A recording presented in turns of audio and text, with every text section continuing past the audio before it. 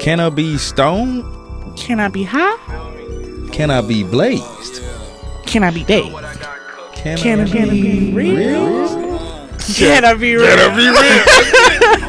You can pull it to the kick back. We got what you want in here. All the drinks is colder than my ex's pussy. You can seal that. Boy, who do you know in here? Don't know what you with your girl instead. She wanna, I'ma hit that. Come on, marijuana. All these niggas wanna smoke. You can sell it if you wanna. You can flip that. Baby, you relax and go kick back. Baby, you can pull it to the kick back. Welcome to Canna Be Real, where we keep it real about all things cannabis. I am one of your hosts, Kells the Comic, no flair to it. And then we have... I'm Kadeem Fuller, a.k.a. the Bama Burner. Excited to be here, y'all. I'm excited to be here as well. We also have a guest, but don't look at her until we're ready to introduce her. She's not here yet. But actually, today we have a really, really cool episode. We got a chance to review the Grasshopper Club in Chicago. It's really excited because it is a Black-owned and woman-owned dispensary in Chicago. The first of Chicago, yes. Which is very important. So it was really, really dope.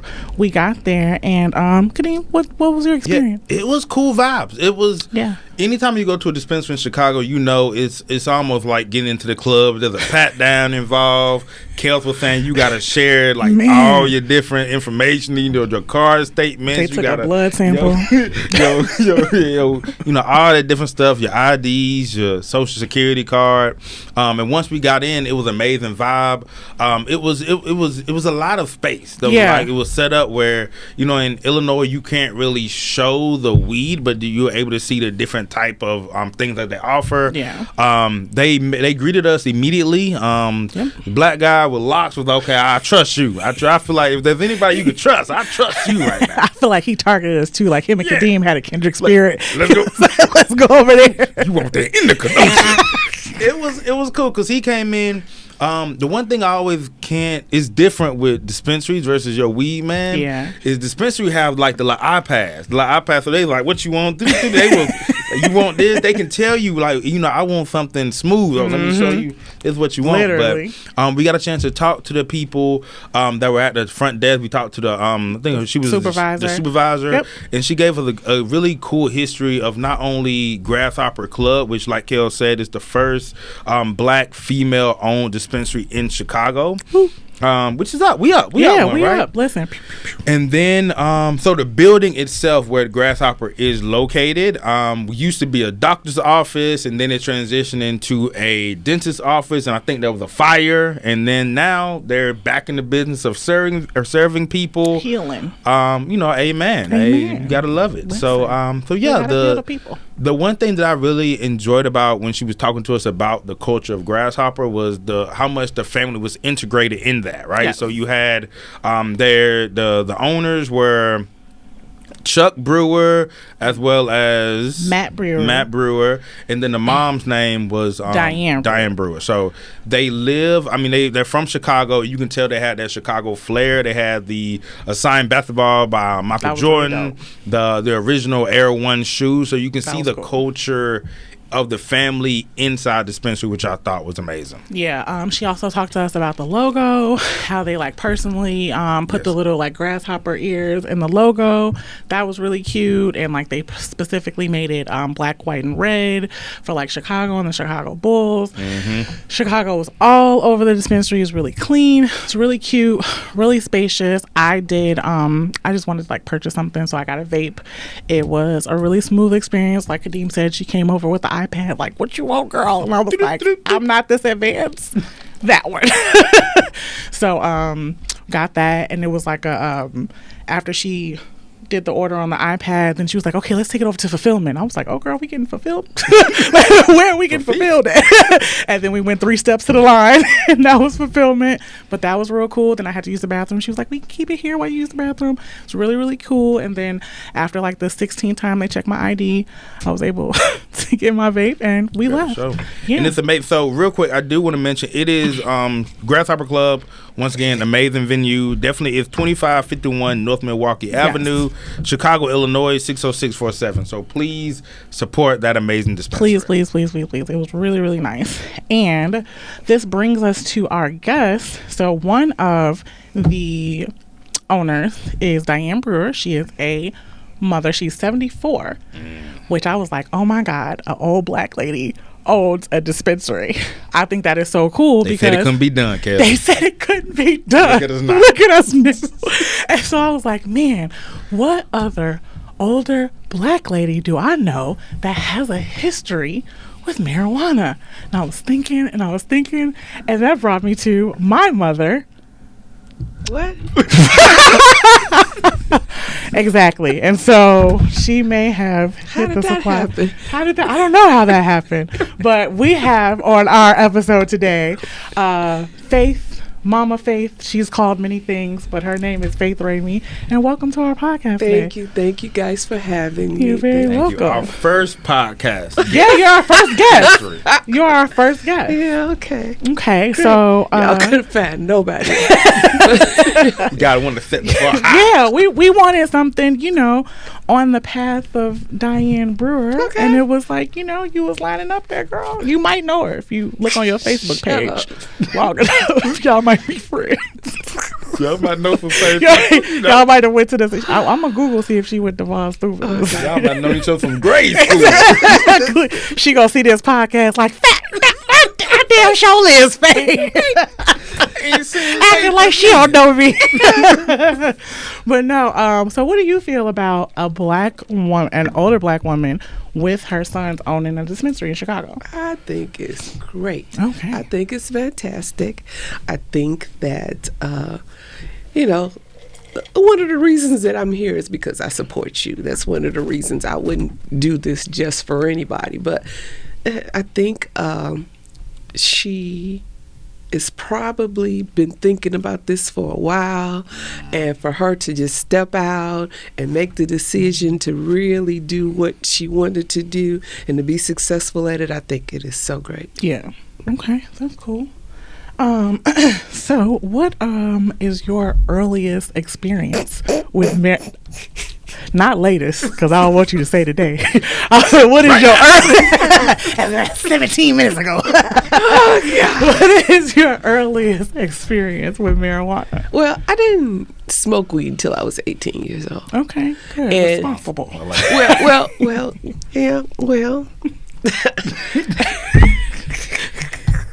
My life was very fun and I was having a good time anyway, so I didn't think I needed to smoke no weed or anything like that. The reason why, and this is, me, Mikhail, I'm always transparent. I'm just going to tell the story. Mm-hmm. The reason I ended up smoking marijuana is because of her daddy. Oh. That's a good answer, right? Usually how I start.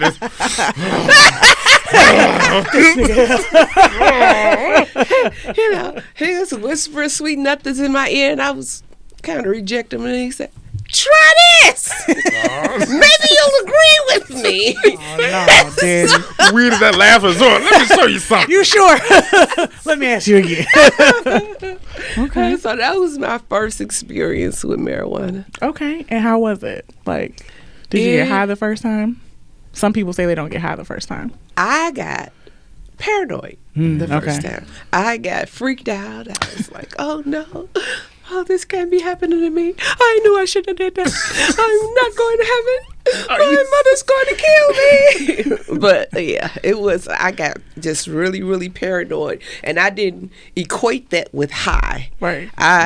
So I wasn't that excited about my first experience with marijuana. Okay. I have a question. In terms of that, you said you're not going to heaven. Was there always like a spiritual background behind that? And how did that connect with trying weed for that first time?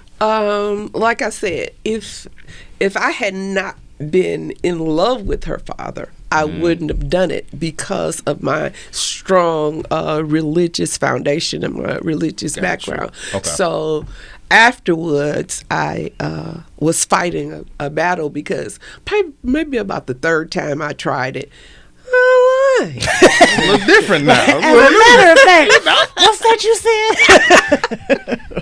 Okay. So it was a constant battle with me, being in church and smoking weed. Okay.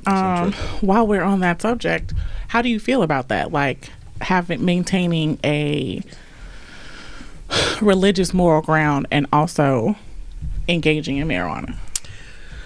Well, at one point, the way my life went, I stopped going to church for a while, so I didn't have to deal with it. But in wanting to return to the church and the religious community full time and full force, it has been a real battle, a real moral battle, until recently. Okay, what happened recently? You just got high in the parking lot. You said, forget it.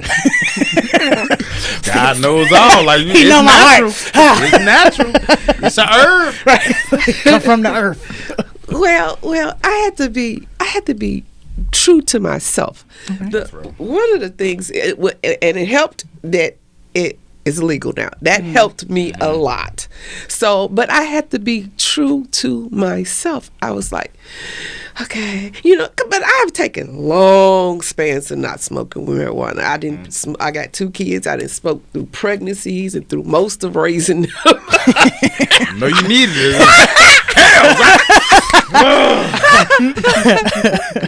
But I always would go back to it, and then I would be like, oh no, I'm smoking weed again. Oh no, I'm smoking weed again. But I'd go back to it, and lately I was like, it's probably preserving my body. That's why I look the way I do at 68. That's probably That makes sense. I love to hear it. Okay. I'm curious. So, when you started smoking, I can only imagine during that time with the stigma associated with it. So how was it? Was it people that you knew coming from that religious background, people that you knew were doing it? Did you have other friends? Like, how did you find that community aspect for weed? Well, just like I said, it was I met her father, and he was not in church, so he had a different group of friends, and so his group of friends. Not only was he not in church, he's St. Louis. But his group of friends, they did it on the regular. They started smoking marijuana at 13, 14 and all that other stuff like that. Gotcha. And they thought I was a novelty. Oh, she just stopped smoking? Okay. That's cute. So, yeah, but I led a double life for a minute, Mm-hmm. When I first met him, I was still in church deep, and I would hang out, smoke weed, then I'd come to church, and the preacher look at me. I know what you did last night. I'm looking at you. Please don't with know. The red eyes. Please don't know what I did last night. I repent. Got you. Okay. Let me ask you this: how has and how does your relationship with weed affect your parenting? Affect you as a mother? It is another one of those things in life that you really have to work hard at. You really have to decide what's the best avenue for your life. Because my kids, when my kids started getting aware that I was smoking weed, it wasn't through what they've seen. Somebody had to tell them, your mama getting literally. Tell that story. That's somebody was snitching. Somebody was snitching. So as mommy was like, oh my God, 18, like that. She raised us up just like that. So we did not have anything to like, what is that smell? Oh, that's probably, we just like, she got some funky incense. Okay. We would prefer a nice Nam Chakra or something like that. But these are some funky incense. And so like the older you get, you start talking to your friend like, yeah. And then they went in the basement and then the funky incense and they like, my mama got funky incense too. When your mama come back, do her eyes be red? Oh oh, she be telling us don't come in the room. Yeah, because she high. And it was like, what? Right, like we come. And so then I was sitting in the background like, okay, funky incense check. Okay. Okay, check. You're damn sure right. And so it was, and ironically, like for me and my sister, we were like outraged. Like what? Because it was, in our mind, it was like God, Jesus, Granny, Mommy. So I was like, you are literally Jesus's cousin. How are you smoking? And if he knows you smoking, like, do we not get into heaven too? Like, what are you doing? You got a curse on the whole family. Like, we thought this was some association. Yeah. So we just did not have a lot of information, and which was a little bit of a juxtapose to how Mommy also parents us, because she just gave us all the information about everything. That was actually the one thing she did not give us information about. So when we found out about it, we was like, you lied. How did you do this? What? And she was like, you weren't in my business. I'm grown. Gotcha. I'm interested in just, so how did you, because I know when you learned at 18, did you want that same experience for your kids, that making sure that they're old enough to make those decisions, or how did that go into like letting them know when they found out? For sure, I wanted them to be old enough to make that decision. I think that because I was as old as I was when I decided to smoke weed, I didn't make a lot of mistakes that some of my other friends made. But gotcha. I mean, I won't put that on that. But I think, and like Mikhail says, I like to give them the information. I don't think they would have understood earlier that, okay, Mom just need to chill. And so that actually really but so that actually goes back into the question I was asking you about mothering, because there recently, since marijuana has been like widespread legally, there have been studies that come like, listen, your mama actually better smoke weed. Like, it's helping people with postpartum, it's helping people actually parent. Like, when your kid come and knock all the dishes off the thing and then is also hungry and rip their pamper off, you might want to take a 5-minute joint. Like, you like, and you see what I'm saying? And like, in hindsight, like where it was like, I mean, back in the day when we was growing up, it was like, oh, you smoke weed, you're probably a crackhead. Now it's like, this is actually medicinal use, like, for it. This is actually a good thing. So, like, in hindsight, do you think that that may have helped you, or?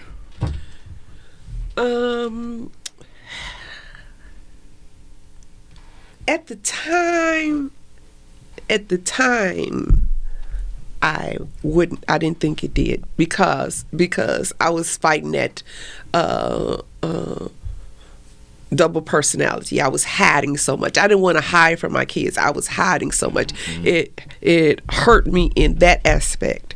But I feel that if I would do it again, I would say, listen, remember that stuff I told you, you can't do it?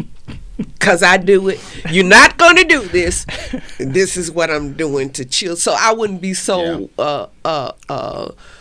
uptight about it, and that just so sad about it. But when they found out, I was like, it's on like popcorn. Is that what happened? Why it was all like? Let me show you how to roll. Let me show you what to do.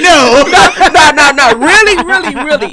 Still, my kids have not seen me smoke weed. They have seen the effects. So okay. So here's what's interesting, Kadeem. So fast forward. I'm now grown. My sister literally just turned 30 today, and my mom is older than that. So,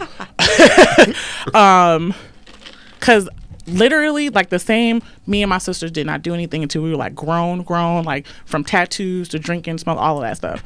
I was like well in my 20s, and my mom was like, "You're drinking?" Like, yeah, I can buy it now. She was like, "What?" All right. So, from that standpoint, like when Mommy found out that, like, okay, we smoke, she was like, okay, that's fine, just don't do it in front of me. I'm not gonna do it in front of you, don't do it in front of me. And we was like, well, that don't how's that gonna work in like family settings when like some of our family do it, some of our family don't do it?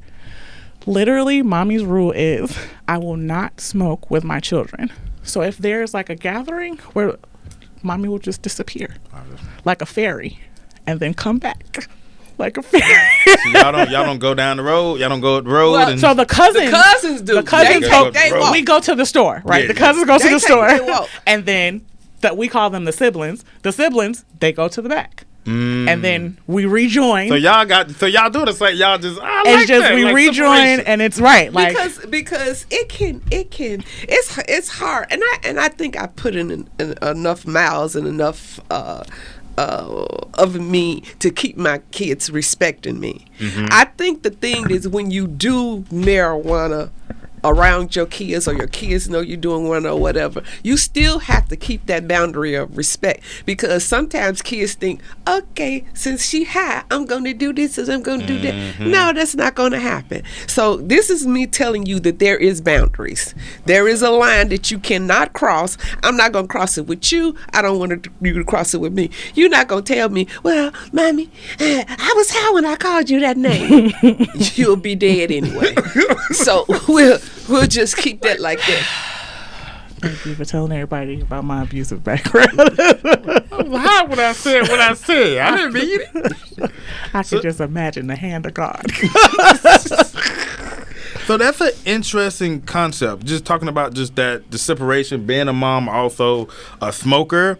How has the stigma changed, right? Like, imagine when you smoke, it wasn't as open as it is now. Right. Like, how was that like? I know like that religious aspect was important, but just even outside of that context, like how are you able to enter into jobs knowing, like how were you able to kind of keep all that, how was that changed? That was hard, because the thing about it is that, okay, you can't get a job if you test wrong. I remember one time I had to go get my babies. Oh, you said the babysitter? No, my babies. Oh. I'm like, peeing Eddie money. Just peeing that. She's like, Mom. I'm like, peeing that. Just peeing it. We sorry. You want some lights on tonight? You want some groceries? Hey, you're hungry. Pay what you owe. Pay what you owe. Okay. So, but yeah, that is a difficult thing, because back then you had to take a drug test. Right. Not as much so now, but still. After my next longest hiatus, like I said, I took a longer hiatus, long hiatuses from smoking weeds from different times in my life. And one of the long ones I took is when right after COVID, and because during COVID, I'm just chilling. Yeah. Now it's time for me to look for a job. I had the cleanest pee. I was just crystal clear. I'm like, I got to find a job. These people gonna let me get the job. I got the appearance right now. Yeah. So yeah, that it was a little bit a little sketchy back in the day, because now they don't even they just want to make sure you're not doing crack. Right. Yeah, that's the only anything below that. Yeah, fine. The little heroin every now and again is fine. We expect it. It's 2023. Baby. You gotta get through. We had a pandemic. Go ahead, hit the joint. Like, seriously. Okay. I had another question. What did they say weed back in the day? What was it? Reefer? Like, what was the name? What was the popular name? It was reefer. Okay. What was the other name? It was weed. Okay. It was Mary Jane. Okay. What else? But back in the day, we had Prince Albert tin cans that we called a lid. Oh. And and the lid probably cost about $25. But we had should I tell the whole story about who I am? We here, because I actually just thought about another story. So yeah. Well, I remember my girls listening to this song. And it's like, the song was Trap House or something like that. So, the Trap House. And I'm saying, well, what is a trap house? They said, oh, that's the house that the woman work at when she selling marijuana. I'm like, your mama's a trapper. Kadeem. Your mama's a trapper. Listen, Sister Faith, okay, has a pass. All through the trap house. That was funny. So I got exposed to large quantities of marijuana, but before we started business with her dad, we used to get, like, they had nickel bags, they had dime bags, then they had the Prince Albert lids. How big was that? Is that like they're like a today's dub? Is that what that is? No, it was probably about quarter ounce. Okay. For $25. Okay. Shoot. All right. It still had seeds in it though, didn't it? Seeds and stems. Yeah, seeds and stems. Right. That was the Okay. Yeah. So this is the story that I just remembered. So, okay. Back in the day, her and my dad were drug dealers. Okay. So they stayed in Country Club Hills and they sold marijuana. Okay. Country Club Hills? Country Club Hills, out in with the bougie people. They was out there selling drugs, okay? She was looking like this, looking like Sister Faith. My dad was looking like Country Dad, and they was out there selling weed, okay? Just playing golf here. Literally. Like, I will never forget that house. It was like a spiral staircase, like a really, really cool house, okay? So, also, when you come upstairs from the spiral staircase, there's an office, okay? Mm-hmm. Long after they got divorced, I used to play in this office, and he still had like paraphernalia from when they sold weed. I don't know this though yet, okay? So back in the day, they sold weed in small manila folders, like the Coin big manila folders. Yeah, okay. Coin folders, okay? So when I tell you, they made sure I was naive. So I would be in his little office and I'd be like, Daddy, what's this little envelope for? So he told me the little envelope was for little letters. The little letter. He said the envelope was for little letters. So how am I not going to believe my daddy who ain't never lied to me? That's right. You know, that's smart people around here. You know. So what does a little girl do? Start writing little letters. So I'm in the office just writing little 4-word letters, going to town. And in my mind, what I'm about to do is I'm about to go to school with these little letters and give them to my friends. Gave them to my one friend, and she said, "You know what this is?" Yeah, it's a little envelope for a little letter. No, that's not what this is. What is it? Well, my grandma got these. Your grandma like little letters too? I don't know what you're talking about. And I'm so defensive at this time. She like, okay, I'm going to leave it alone. This like maybe 7th or 8th grade, right? So I happen to be talking to another friend in high school about this little letter fiasco because I still ain't clicked what the little letter is. So I'm telling him like, he like, yo, that's what they sold weed in. And I know this because my grandmother still sells weed and she sells it still in the manila folder. I came back like, Daddy, you lied to me 10 years ago. You lied to me. I'm going to school with the whole drug paraphernalia. Don't nobody even know. Let a party. I love you. Meet me at recess. Just in the love letter. That's like, wild. What? That's so funny. That's crazy. Yeah. So how long did that last? Like the I feel like y'all seen Snowfall. I feel like you was part of that life. Well, let me tell you. Let me tell. Okay, we bought our house in Country Club Hills, diming up. We probably dimed up about 4 pounds. Oh. Got all that cash, made a cash down payment, and bought our house in Country Club Hills. Definitely. We probably did that from like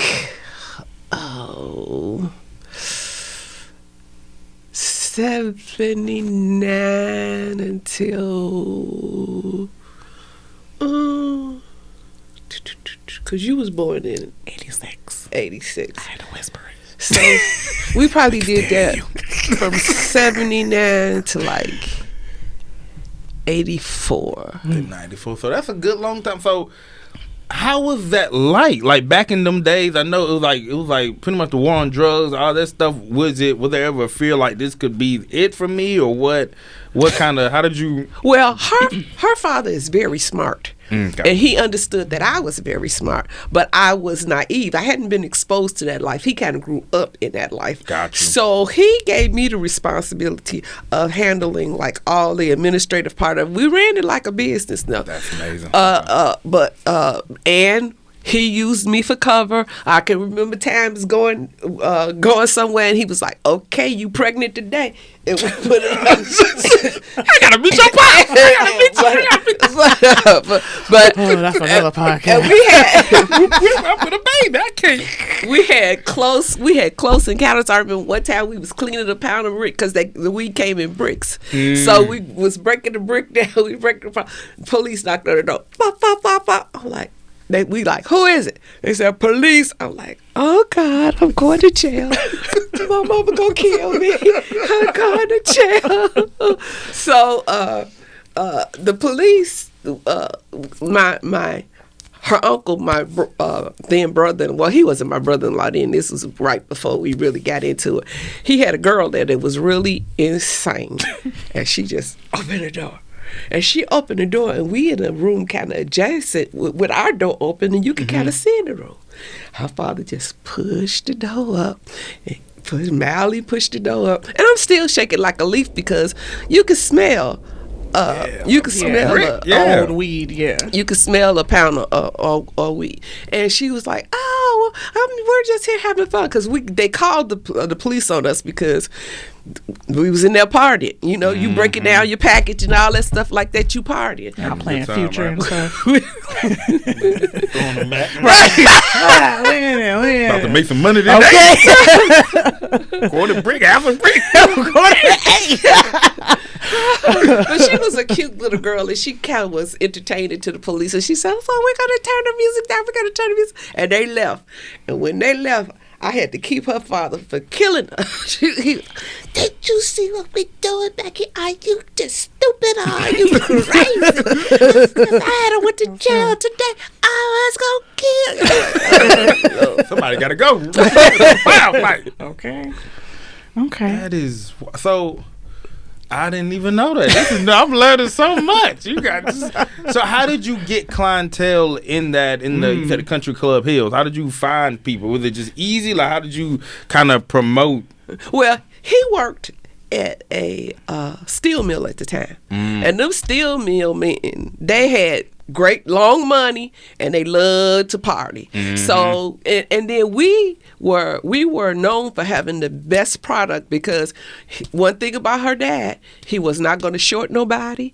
He'll give you a pass. He was a really, really good businessman. He could be the businessman while I could say, okay, you can't give out that much because we won't make a profit. So the money side of right, it. right. So everybody had their lane. Right. Okay. Right. And believe it or not, being an administrator over that business helped me in the workforce. Come on, because somebody. Transferable skills. What? That's what they say. Transferable skills. So yeah. Okay. Speaking of transferable skills, I know you talked a little bit about like you kind of having two separate lives. Does that still apply now? And also like because I know you've got your Saints friends, you got your friends you grew up with, you got your family. So do you still struggle with kind of being authentic in all spaces, or like how does that work? I realize that everybody don't have to know my business for me to still be authentic. Amen. So I do have friends that if you told them that I smoke weed, they would fall out on the floor. They would, oh, Faith, no, you don't. That's Sister Faith. You don't do that. You don't do that. Whatever. I still have those friends. But I got some friends that be like, Faith, what a good stuff. Quarter pound Faith, let's go. We got two phones, one for the plug and one for the load.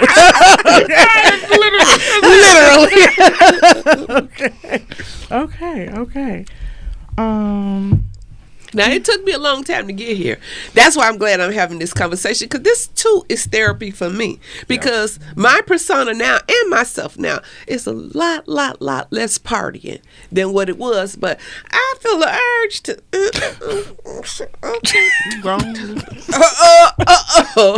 It's on like popcorn. Okay, so... I got a question. So how do you consume your weed now? Like, has it changed? Do you like the edibles? I know we were just talking about vapes. vapes? Okay. Do you roll your own weed? Okay. Did you ever teach your daughter how to roll? Like what? I wish. I got a story about that, but I ain't never been able to roll. But right now, I got this nosy Rosie comes up in my bedroom one day, and I'm like, "Oh," she goes, "This is cute. Put my stuff down. Leave my stuff. Don't come in here. It's in my bedroom for a reason. Don't come in." But I get that little short shot. she got a one hitter. Got you. Okay. But I have had a different kind of vape before. I don't think it's that kind. I had that before.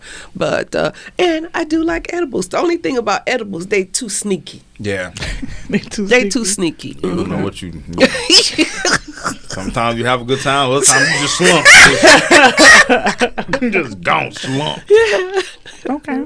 So if somebody were to ask you, what is your relationship with weed right now? What would you say? I would say right now, it's perfect. I ain't got that really high from nobody. My kids know. Everybody who's really close to me knows. The people who don't know, that's okay. That's fine. It's perfect. It's not, and I'm not in a spot where, you know, back in the day, you felt like you had to walk around with at least a joint in your pocket or something like that. I don't feel like that anymore. When I get it, fine. When I don't, fine. But my relationship with weed right now is perfect. I had to go through all that to get here. Okay. Center of peace. I like that. I like that. With the reefer. Right. I'm gonna bring that. I'm trying to bring back reefer. We're going to change the name of the podcast. Reefer Be Real. Reefer Be Real. Okay. Do you think that in addition to weed being legal now, do you think that the more information that comes out about it helps with the stigma around it and how you feel with engaging in and being public about it? I think so. I think I always agree with giving people information. I'm excited about the things that you tell me, like, "Mommy, if you do this plant with this one will come out to be this, and then you have this kind of smoke, and it ain't all that garbage that you." So I'm excited about that. But I do understand there's just gonna be some people that's gonna be, and while they drinking a pint of Hennessy, okay. Whatever they do. That's it. Drinkers can't be talking. Okay. All right.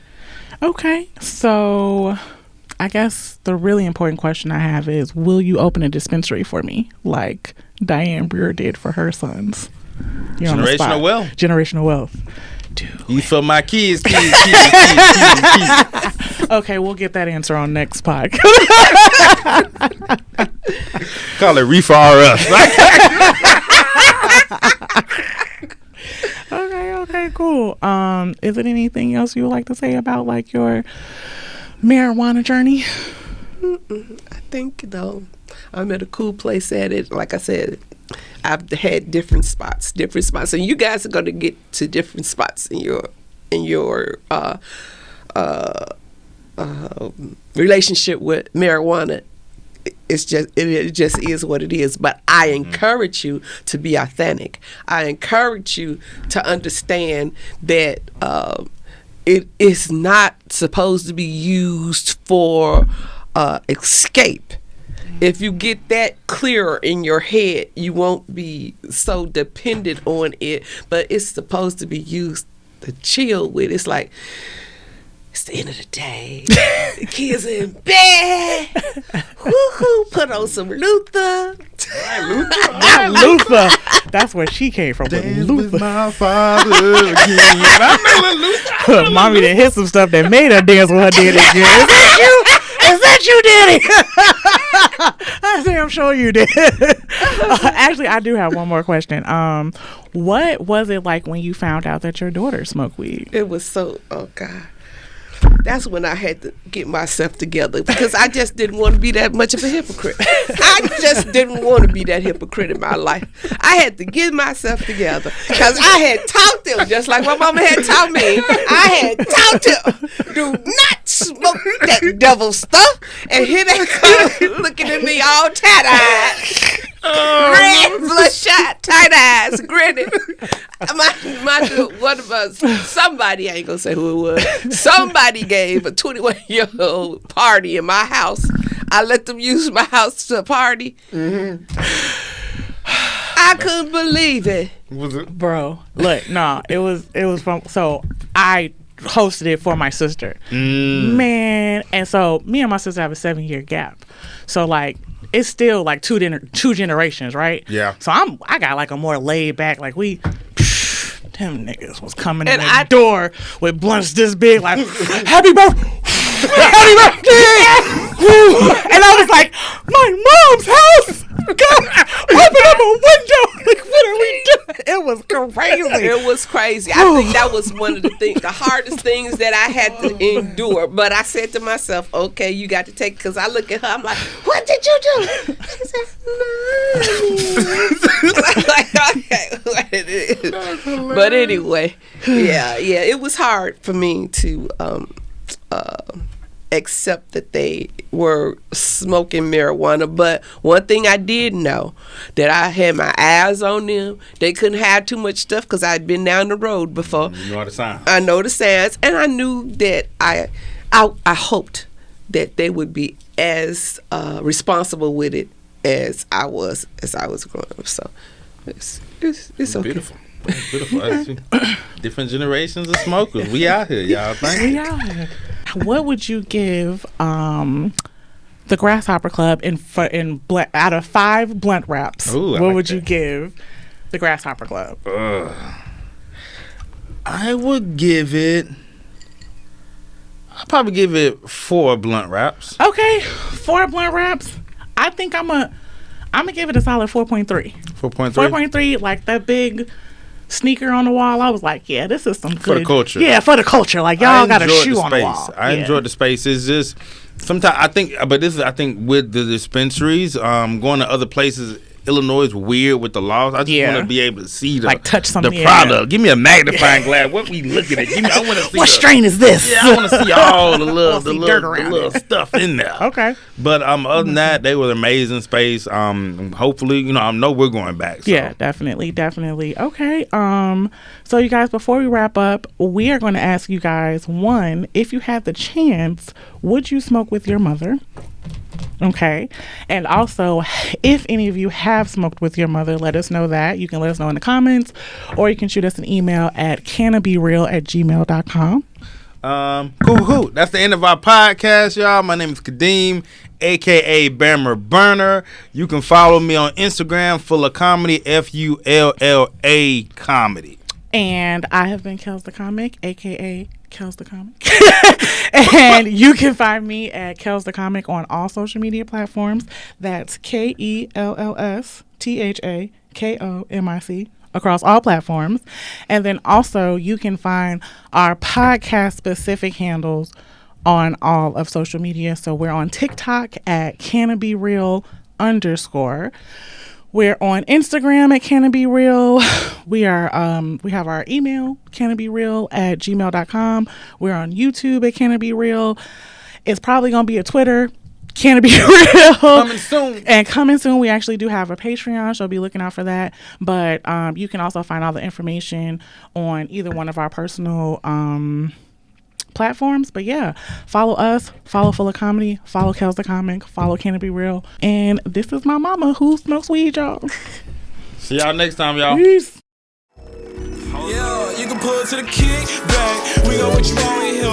All the drinks is colder than my ex's pussy. You can seal that. Boy, who do you know in here? Don't know what you with your girl stares. You wanna, I'ma hit that. Come on, marijuana. All these niggas wanna smoke. You can sell it if you wanna. You can flip that. Baby, do relax and go kick back. Baby, you can pull it to the kick back.